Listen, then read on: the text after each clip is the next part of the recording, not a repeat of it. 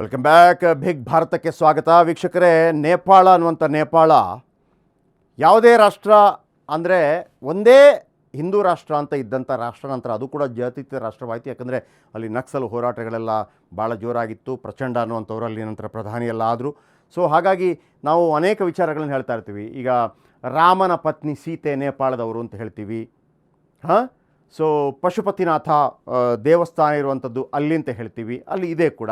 ಆಮೇಲೆ ಗಂಡಕಿ ನದಿ ಅಂತಿದೆ, ಅಲ್ಲಿ ಗಂಡಕಿ ನದಿಯ ಅಲ್ಲಿ ಸಿಗುವಂಥ ಕಲ್ಲಿದೆಯಲ್ಲ, ಅದು ಒಂದು ರೀತಿಯಲ್ಲಿ ಅದನ್ನು ಶಿವಲಿಂಗ ಥರ ಪೂಜೆ ಮಾಡ್ಬೋದು. ಅದಕ್ಕೇನು ವಿಶೇಷವಾಗಿ ಅದಕ್ಕೆ ಇದೆಲ್ಲ ಮಾಡಬೇಕು ಅಂತೇನಿಲ್ಲ, ಅಷ್ಟು ಪವಿತ್ರವಾದಂಥದ್ದು. ನಿಮ್ಗೆ ಗೊತ್ತಿರ್ಬೋದು, ಏನು ಅಯೋಧ್ಯೆಯಲ್ಲಿ ರಾಮನ ಮಂದಿರ ನಿರ್ಮಾಣ ಮಾಡುವಾಗಲೂ ಕೂಡ ಗಂಡಕಿ ನದಿಯಿಂದ ಶಿಲೆಗಳನ್ನ ತೆಗೆಯುವಂಥ ಪ್ರಯತ್ನಗಳಾಯಿತು. ಬಟ್ ಅದು ವರ್ಕೌಟ್ ಆಗೋದಿಲ್ಲ ಅಂತ ಹೇಳಿದ ನಂತರ ನಮಗೆ ಮೈಸೂರಿನಲ್ಲಿ ಅದನ್ನು ಮಾಡಲಾಯಿತು. ನಾನು ಯಾಕೆ ಹೇಳ್ತಾ ಇದ್ದೀನಿ ಅಂತಂದರೆ, ನೇಪಾಳ ಅದೊಂದು ಏಕದಮ್ ಪಕ್ಕ ಹಿಂದೂ ರಾಷ್ಟ್ರವೇ, ಅದರಲ್ಲಿ ಎರಡು ಮಾತಿಲ್ಲ. ಅದರ ಜೊತೆಗೆ ನಮ್ಮಲ್ಲಿ ವಿದೌಟ್ ಏನು ವೀಸಾ ಇಲ್ಲದೆ, ಪಾಸ್ಪೋರ್ಟ್ ಇಲ್ಲದೆ ನಾವು ನೇಪಾಳಕ್ಕೆ ಹೋಗಿ ಬರೋದಕ್ಕೆ ಅವಕಾಶ ಕೂಡ ಇದೆ. ಪ್ರಕೃತಿ ಸೌಂದರ್ಯವನ್ನೇ ಹೊದ್ದು ಮಲಗಿರುವಂಥ ನೇಪಾಳ. ಆದರೆ ಒಂದು ಶಾಕ್ ಯಾವ ರೀತಿ ಆಯಿತು ಅಂತಂದರೆ, ಮಳೆ ಬರಲಿಲ್ಲ, ಬೇರೆ ಕಡೆ ಮಳೆ ಬರಲಿಲ್ಲ, ಡ್ಯಾಮಲ್ಲಿ ನೀರು ಬಿಡಲಿಲ್ಲ, ಏಕಾಏಕಿ ಪ್ರವಾಹ ಬಂದುಬಿಡ್ತು. ಏಕಾಏಕಿ ಯಾವ ರೀತಿ ಪ್ರವಾಹ ಅಂತಂದರೆ, ನಾವು ಸಾಧಾರಣವಾಗಿ 2001ನೇ ಇಸ್ವಿಯಲ್ಲಿ ಕೆಲವರಿಗೆಲ್ಲ ಈಗ ವಿಡಿಯೋದಲ್ಲಿ ಈಗಿರ್ಬೋದು ಸುನಾಮಿ ಎಲ್ಲ ನೋಡಿದ್ದೀವಿ. ಆಮೇಲೆ ಕೇರಳದಲ್ಲಿ ಆದಂಥ ಮೇಘಸ್ಫೋಟ ಮತ್ತೊಂದು ಇದೆಲ್ಲ ನೋಡಿದ್ದೀವಿ. ಬಟ್ ಈ ಥರ ಒಂದು ಪ್ರವಾಹ ಇದೆಯಲ್ಲ, ಸಾಧ್ಯನೇ ಇಲ್ಲ ನೋಡಲಿಕ್ಕೆ. ಹೇಗಾಯ್ತು ಇದು? ಹಿಮ ಸರೋವರ ಸ್ಫೋಟಗೊಂಡ ಪರಿಣಾಮ ಭೀಕರ ಪ್ರವಾಹ ಸೃಷ್ಟಿ ಆಯಿತಾ? ಆದರೆ ಈ ಪ್ರವಾಹದಿಂದ ಆಗುವಂಥ ಸಾವು ನೋವುಗಳನ್ನು ಮತ್ತೊಂದು ರಾಷ್ಟ್ರ ಒಂದು ಎಚ್ಚರಿಕೆಯನ್ನು ಕೊಟ್ಟಿದ್ದರೆ ತಪ್ಪಿಸ್ಬೋದಿತ್ತಾ? ಚೀನಾ ಮೋಸ ಮಾಡ್ತಾ? ಎಲ್ಲ ವಿಚಾರಗಳು ಈಗ ಗರಿಗೆದರ್ತಾ ಇದೆ. ಬೇಸರ ಆಗ್ತಾಯಿದೆ ಈ ದೃಶ್ಯಾವಳಿಗಳನ್ನು ತೋರಿಸೋದಕ್ಕೆ. ಆದರೂ ಕೂಡ ನಾವು ನಾವು ನ್ಯೂಸನ್ನು ನಿಮ್ಗೆ ತೋರಿಸಲೇಬೇಕು. ಎಂಥ ಕರಾಳ ದೃಶ್ಯಗಳಿದೆ ನೋಡಿ, ಇದು ನೋಡ್ಕೊಂಬನ್ನಿ. ಭೀಕರ ಐಸ್ ಬಾಂಬ್ಗೆ ನೇಪಾಳ ಚಿಂದಿ. ಹಿಂದೂ ದೇಶದ ಕಣ್ಣೀರ ಕತೆ ಹೇಳ್ತಿವೆ ದೃಶ್ಯಗಳು.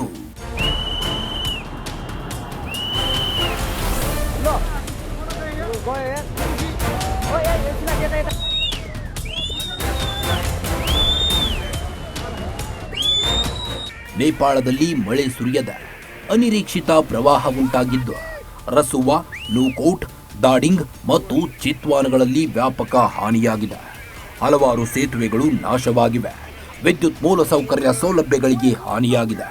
ನಾರಾಯಣಿ, ಗಂಡಕ್ ನದಿ ಜಲಾನಯನ ಪ್ರದೇಶದಲ್ಲಿ ಪ್ರವಾಹದ ನೀರು ಮತ್ತಷ್ಟು ದಕ್ಷಿಣಕ್ಕೆ ಹರಿಯುತ್ತಿರುವುದರಿಂದ ಬಿಹಾರ್ ಮತ್ತು ಉತ್ತರ ಪ್ರದೇಶ ಸರ್ಕಾರಗಳು ಹೈ ಅಲರ್ಟ್ ಘೋಷಿಸಿವೆ. ಸಾವಿನ ಸಂಖ್ಯೆ ಕ್ಷಣಕ್ಕೂ ಹೆಚ್ಚಾಗ್ತಿದೆ.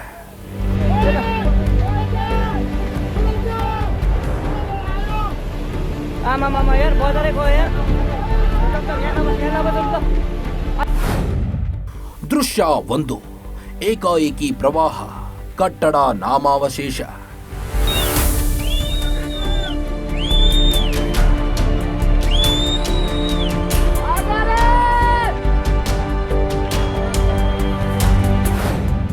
ದೃಶ್ಯ 2.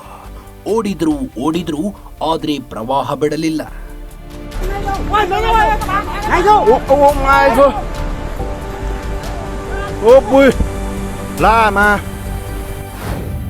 ದೃಶ್ಯ 3.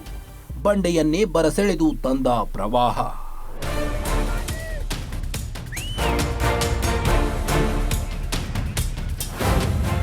ದೃಶ್ಯ 4.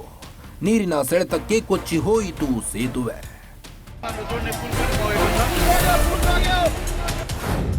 ದೃಶ್ಯ 5. ಬ್ರಿಡ್ಜ್ ಜೊತೆ ಕೊಚ್ಚಿ ಹೋಯಿತು ಮತ್ತೊಂದು ಬ್ರಿಡ್ಜ್.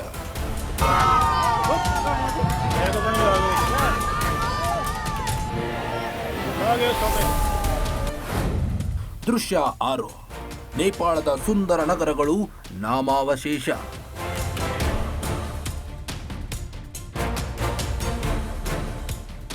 ನಲ್ಲಿರುವಂತಹ ನೇಪಾಳದಲ್ಲಿ ಪ್ರವಾಹ, ಭೂಕಂಪ ಸರ್ವೇ ಸಾಮಾನ್ಯ. ಭೌಗೋಳಿಕತೆಯ ಸೂಕ್ಷ್ಮತೆಯಿಂದಾಗಿ ನೇಪಾಳ ವಿನಾಶಕಾರಿ ವಿಕೋಪಗಳಿಗೆ ತುತ್ತಾಗುತ್ತಲೇ ಇರುತ್ತದೆ. ಇದೀಗ ಹಿಮ ಸರೋವರ ಸ್ಫೋಟಗೊಂಡ ಪರಿಣಾಮ ಗ್ರಾಮಗಳೇ ನಾಮಾವಶೇಷಗೊಂಡು ಸಾವಿರಾರು ಮಂದಿ ಸಾವಿಗೀಡಾಗಿರುವ ದುರಂತಕ್ಕೆ ಮತ್ತೊಂದು ಸಾಕ್ಷಿಯಾಗಿದೆ.